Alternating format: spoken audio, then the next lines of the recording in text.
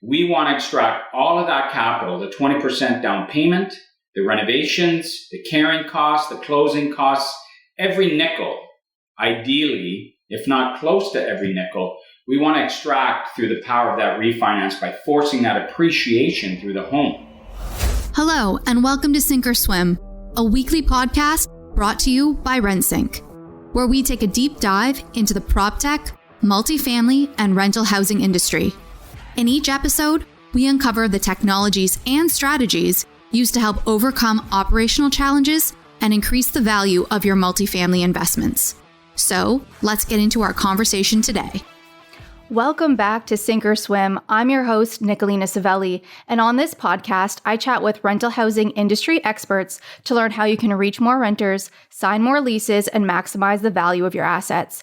And today, I have Adrian Pannozzo, founder of Executive Properties Capital, who went from police officer to real estate entrepreneur. Thank you so much for joining me today, Adrian. Hey, awesome. Thank you for having me. It's great to be here. Well, you've got a pretty compelling story given your background in policing and then diving into the wonderful world of real estate. So I've done a little bit of research, a little background, and found out that after 21 years, you were able to leave the force before your retirement or a planned retirement and commit full-time to real estate. And that was just after your first 10 years of investing. Obviously, that's a tremendous accomplishment. Can you share just a little bit about how you got started in real estate investing and some of the key moves kind of you made to set your investments up for success? Yeah, for sure. So I started investing while I was a police officer. I probably had about 15 years on the force at that time. And my mindset and what I wanted to achieve at that time was I was thinking, okay, when I put in my 30 years as a police officer, I want to be able to retire, but still have some income coming in from the rent, maybe one or two rental properties. So essentially I could live the same lifestyle as, not being on a pension. So my thought process was, okay, buy one or two rentals, retire after my 30 years and compensate my income with the rental properties. So long story short, I didn't make 30 years on the force. I only lasted 21 years, which I'm still proud of. It was a great career. I loved every second of it, so to speak.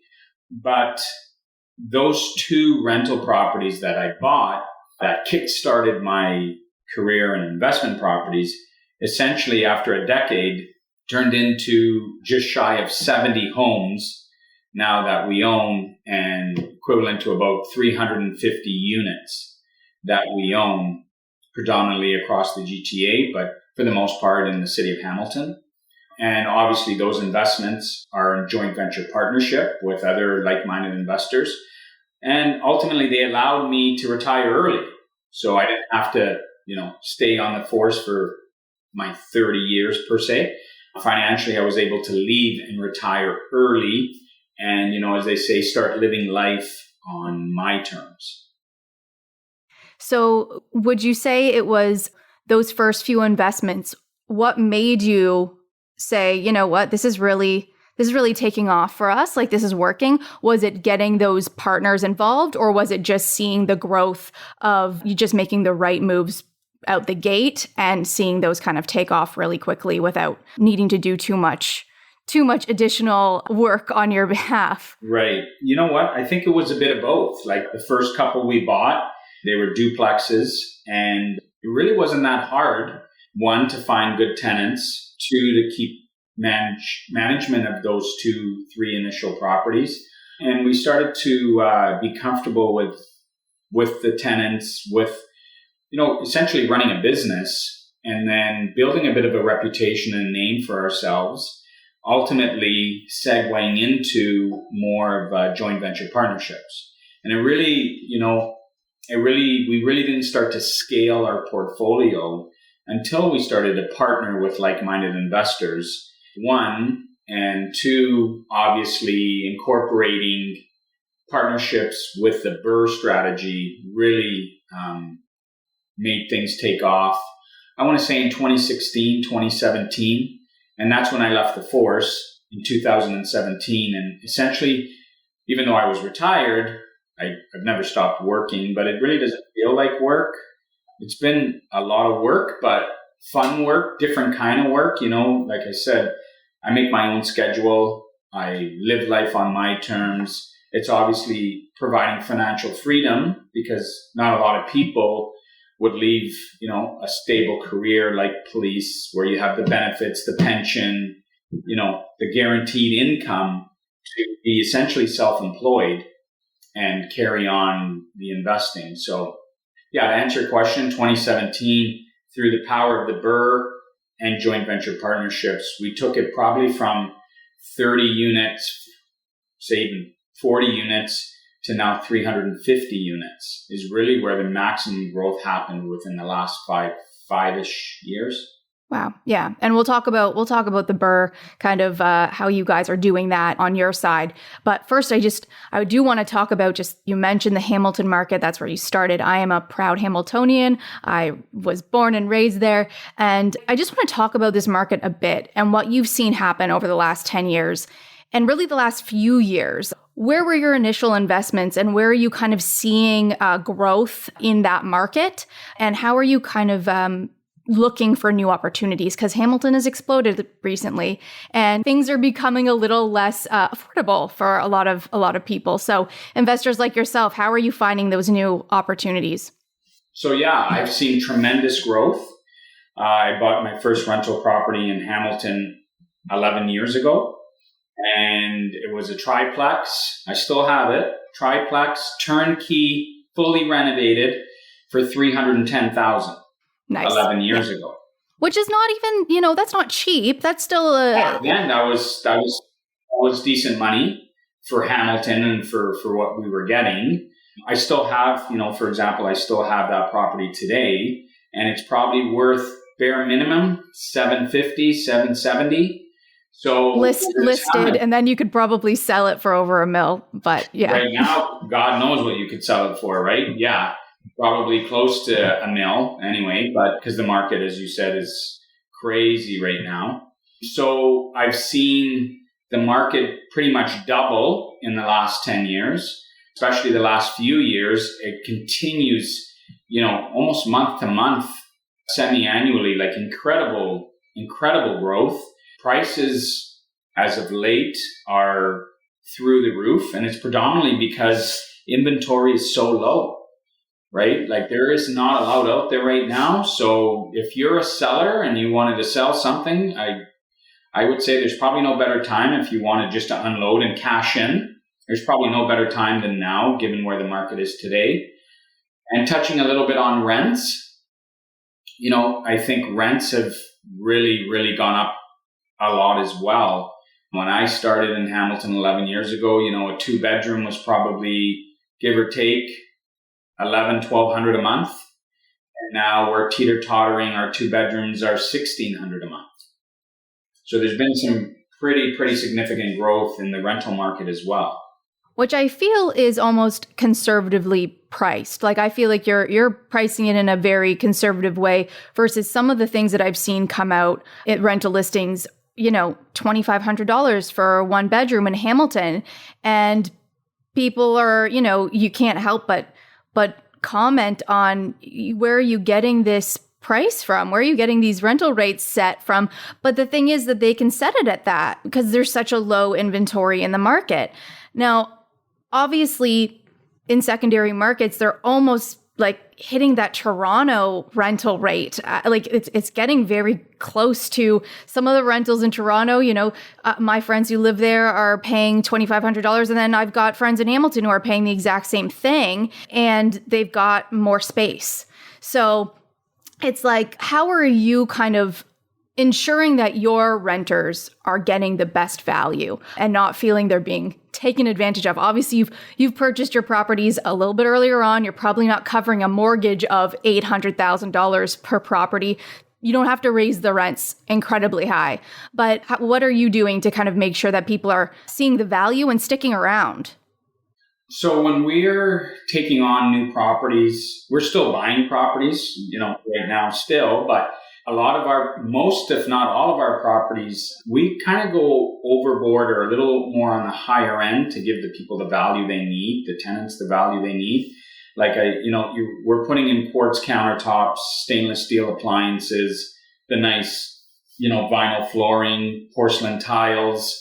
We're really dressing them up. So to give that tenant the peace of mind that they're getting something they're paying for, as opposed to something that's run down and really, really dated and whatnot, and still asking for, $1,800 a month for a 2-bedroom that's, 40 years old. So we really go above and beyond, in my opinion, with the way we're finishing our units and the quality that we're presenting to the tenants to keep them happy. Which has probably benefited you in the last few years as people have migrated from the Toronto GTA area and come into secondary markets looking for that, high quality new finishes. And those are what they're looking for. That's what they're getting when they're seeing it in the city. And so they want the same kind of atmosphere and elements and finishes that they would get there. Where I find that a lot of Toronto Hamilton rentals maybe haven't gone through those renovations. There's not that many on the market that are really putting a lot of high-end finishings to them because they really haven't had to, or just the landlords aren't coming this way. So it's good to know that's what you're doing and making sure that people are paying for valuable fixtures and finishings and things like that, and making sure it's done right, which I'm sure means that people are staying because they don't want to move out of your properties, and because that's the best they're going to get. They're done up, they're clean, they're new, they're modern. Yeah. Like I said, all the bells and whistles are there for sure. And how are you managing the properties? I know you have you've got your own property management company. How are you going about that? Do you have them in-house? Like, do you have property managers in-house? Yeah. Yes. Okay. Yeah. It's all in-house, and we have a full property management company that covers everything from leasing all the way to, 24/7 coverage, after hours for tenant emergencies, whatever the case may be. It's all managed in-house. When I first started and I was still a police officer, I did it all on my own.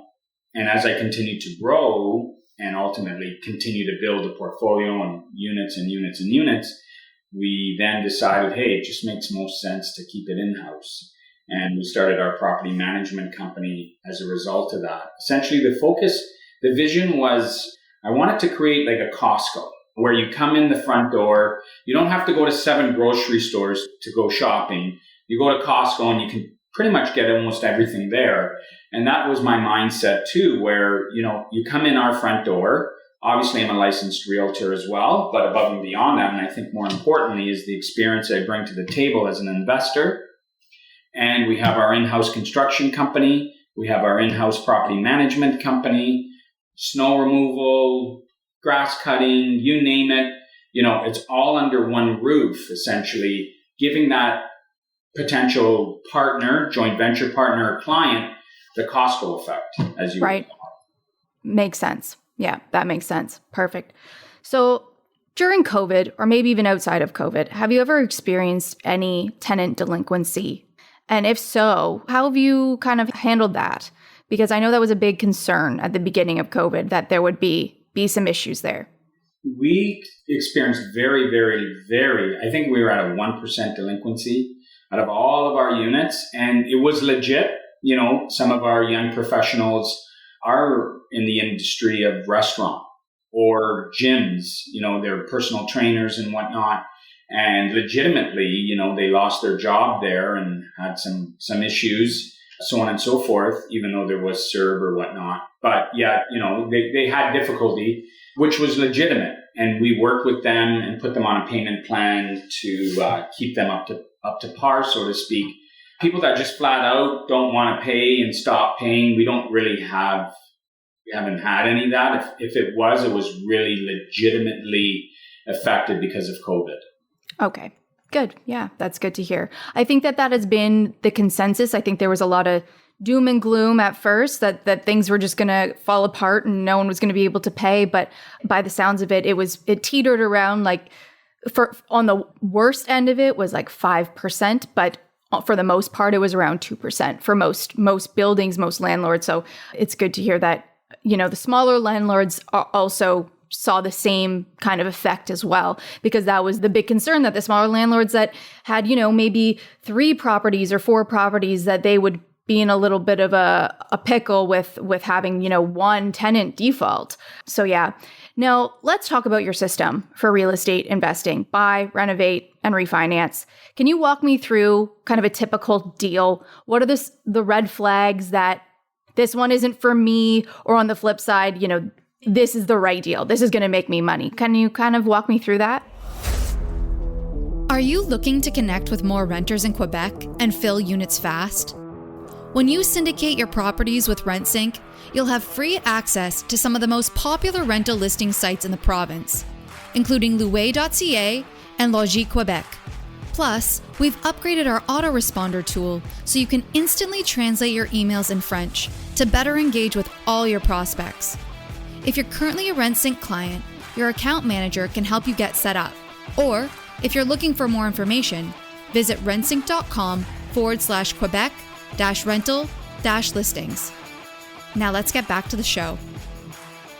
Yeah, for sure. So every step of the BRRRR strategy is super important, right? You want to get the buy right. You want to get the renovated piece right and stick to a budget and, make sure you have the right contractors in place, so on and so forth. The refinance, some rent before refinance, it really doesn't matter, but I say buy, renovate, refinance. Which bank are you using? And how solid are your numbers as far as, hey, you projected this property was going to come in at this value. Have you worked with these appraisers before? These are things that are important, because one appraiser to the next appraiser could be a $40,000, $50,000, $60,000 spread. And it's happened to us. And I've been there and had that experience. And then obviously the rent portion. Are you going to be able to get the rents you're forecasting, when this project started, with all the improvements you made? So every step of the BRRRR is super important, because the goal of the BRRRR is, you want to be all out or very close to being all out. So we want to extract all of that capital, the 20% down payment, the renovations, the carrying costs, the closing costs, every nickel, ideally, if not close to every nickel, we want to extract through the power of that refinance by forcing that appreciation through the home. So getting every step right and having your numbers solid is so important to the very, very last step, to the back end, to, getting that capital out. So, we've probably taken part in our whole career over 50 BRRRRs with joint venture partners. And, not to sound pompous or all, but we have it down to a science, essentially. And we are very, very, very confident when we project our numbers.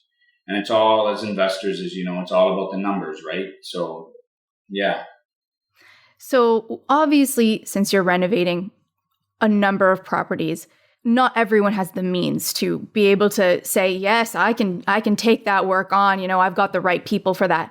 How have you found the right contacts along the way? How have you kind of aligned with the right people? And have you ever had to let a contractor go for, not doing the work that you were projecting? Yeah. So yes, I've let several contractors go. Everybody has a bad story about a contractor, right? It's just the way the world works. But then we brought in our own in-house construction company. And again, back to the Costco Effect, we now control that. And we have people that work strictly for us.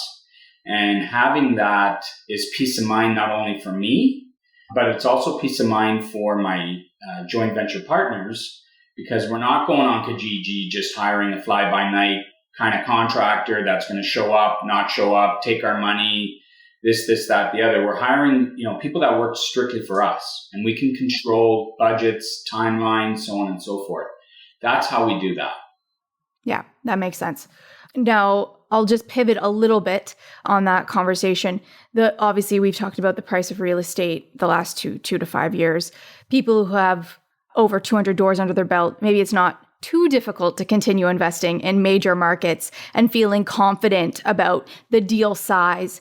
Do you think we're going to see things plateau over the next year? I mean, no one really knows. No one has a crystal ball. Yeah. And if so, has that influenced where you're investing or looking to invest in the future? I think it'll plateau. Again, not having a crystal ball. Yeah. I think it'll plateau. We still make the numbers work in the GTA. Like, we don't have to go out of the GTA. We still make the numbers work here in Hamilton. And we're very successful here in the GTA. So, our major market centers are Hamilton, Niagara, and St. Catharines, Brantford, are market centers that we're expanding to and will play in, so to speak. But, quite frankly, we can still make the numbers work very, very well here in Hamilton. Even though purchase prices are obviously higher than they were last year or 2 years ago. Above and beyond that, though, refinance values go up as well. So it's all kind of relative. Yep. As long as you've got the equity there, then why not? Yeah. Yeah. So we can still make the numbers work here. Now let's talk about leasing and property management. With as many doors as you have comes a lot of maintenance and responsibility and cost of labor, finding laborers. As you mentioned, it's all in-house. How do you go about maintaining your properties regularly and keeping on budget? I know that there's been a labor shortage. So has that been an issue for you guys at all? Kind of making sure that people are there and ready to go and not overextending your costs of labor? For our construction and our BRRRRs, it's been a challenge to bring on, we're busy and we're trying to bring on more and more carpenters and help to keep up with the influx. That's been a challenge during COVID. A lot of people were taking advantage of the CERB and didn't really want to work. And then just having, challenging, bringing on good quality tradesmen in our construction has been a bit of a challenge. I mean, we got a great team, but we're always looking to expand, but it's just been a challenge. The construction industry is so busy right now. It's like everybody's involved in some kind of renovation. Right. And that's a common conversation that I'm having with the majority. Management, though, no. We have our in-house staff and they've been great and loyal. So no, we haven't experienced any issues with respect to that and shortage of help on that. It's more on the renovation side when we're involved in the BRRRRs. To bring on extra help has been somewhat of a challenge. Yeah, that seems to be a trend throughout the majority of developers that I've spoken to, that it's just the construction is the hardest thing. And it makes sense. People were delayed for about, close to a year and starting projects, and then everything kind of started back up at the same time. And yeah, so that it makes sense trying to find the right people for those jobs. And you can't just, like you said, you can't just pick anybody. You got to make sure that you trust the people that you're working with on those renovations. So you kind of have to make sure that the right people with the credentials that you want to work with to make sure it's done right, or else you have to do it all over again, which is just a waste of money. So do you have any big projects on the horizon or any deals that you're kind of hoping to do or looking forward to doing in the next? We just went firm on an off-market deal. We bought 13 townhouses on the Hamilton Mountain, 13-unit townhouse complex, 13 3-bedroom, 2-bath townhouse, 1,300 square feet, 13 of them in a row. So that's going to be a massive project. And the beauty of that project was 9 out of the 13 came vacant. Oh, wow. Okay. So we can start renovations right away. They all need work, obviously. There's a value add there, which is what we want.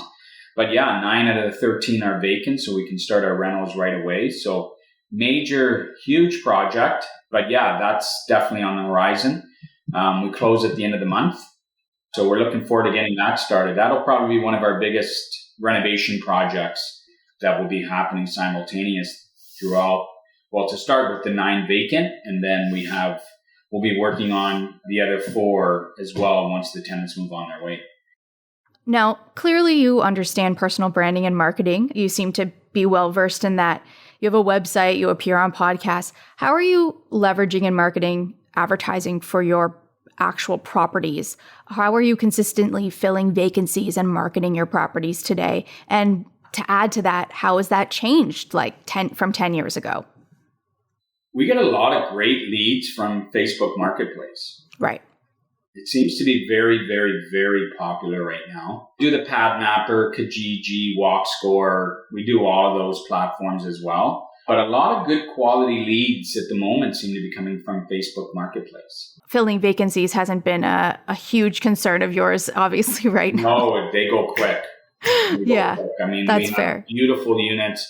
They're brand new. They got the new car smell. They don't last very long at all. So would you say that the key then is really just getting that high quality content and making sure that your listings have that content in that so renters are attracted? Absolutely. Yeah. Especially for the clientele. Again, we're focusing on the young professionals. Okay, so that's our bread and butter. And especially for that, yeah. They will pay good rent and they will pay above market rents, but you have to give them something to pay for and they will respect that. Is there any tips that you have for like posting rental listings that you think that has really helped to make that happen? Well, again, I used to be so hands-on with all that. So you've got other people doing that for you. Yeah, I don't really get involved in that anymore. I obviously don't show my own apartments. I don't post. We have everybody in place under that Costco umbrella that does it all for me. Yeah. How are you hiring for your leasing agents and kind of Indeed? Okay, so you're hiring through Indeed. And before, I feel like kind of being a leasing agent wasn't like a full-time kind of job. It was something that you did, like you said, as a landlord. You could be your own leasing agent. But now it seems like there's an actual career in it. Are you noticing that at all? Like with the people that you're hiring, that this is their full-time job, they're making good money from it, they're actually, succeeding? Yeah, and I think a lot of them too have aspirations to get into real estate, even as an agent, because, leasing apartments is kind of similar. Like there's a whole, I guess, real estate angle to it as well. So it's almost like a stepping stone. You're setting your appointments, you're showing the apartments, then you're doing your background checks on the tenants. So there is a kind of a component in there of real estate that you could use as a stepping stone to get, after your license, to get some experience. And now back to the 10 years ago, how you were filling vacancies. Obviously, things have kind of ballooned and skyrocketed. Was it a lot harder back then? I was a lot younger back then, so I don't remember as much. You and me both were a lot younger back then.